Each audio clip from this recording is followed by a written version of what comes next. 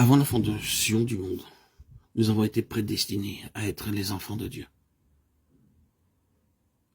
Comme il est marqué dans Jean 17, 24. Père, je veux que là où je suis, ce que tu m'as donné soit aussi avec moi avant, afin qu'il voie ma gloire, la gloire que tu m'as donnée, parce que tu m'as aimé avant la fondation du monde. Jean 17, 24. En lui, Dieu nous a élus avant la fondation du monde pour que nous soyons saints et irréprochables devant lui. Il nous a prédestinés dans son amour à être ses enfants, fils d'adoption par Jésus-Christ, c'est le bon plaisir de sa volonté, Éphésiens 1, 4, 5, lesquels reposent sur l'espérance de la vie éternelle promise avant tous les siècles par le Dieu qui ne ment point.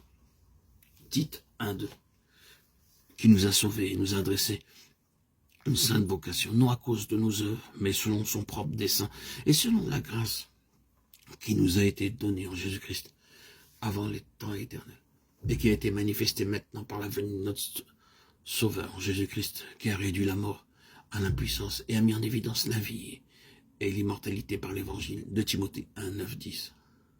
Prédestiné avant la fondation du monde, il fut manifesté à la fin des temps à cause de vous. 1 Pierre 1, 20. Dieu a préparé son plan avant la fondation du monde. Il a aimé le Fils et l'a prédestiné à être le Christ.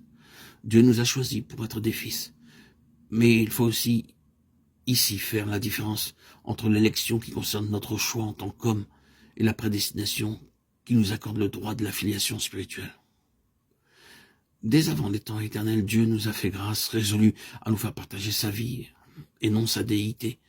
Dieu a préconnu la rébellion de Satan et le désaccord qu'il introduirait dans l'homme à l'égard de Dieu. Il a su que l'homme pécherait et tomberait.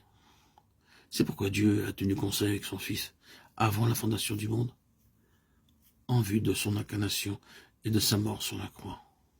L'objet de ce conseil est de réconcilier toutes choses en les ramenant à lui-même, sauver l'humanité déchue et résoudre la question de la rébellion de Satan.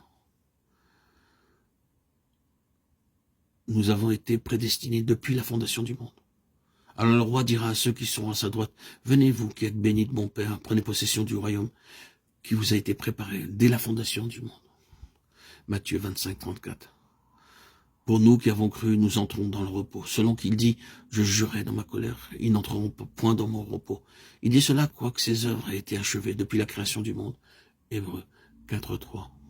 Il était donc nécessaire, puisque les images des choses qui sont dans les cieux devaient être purifiées de cette manière, que les choses célestes elles-mêmes le soient par des sacrifices plus excellents que cela.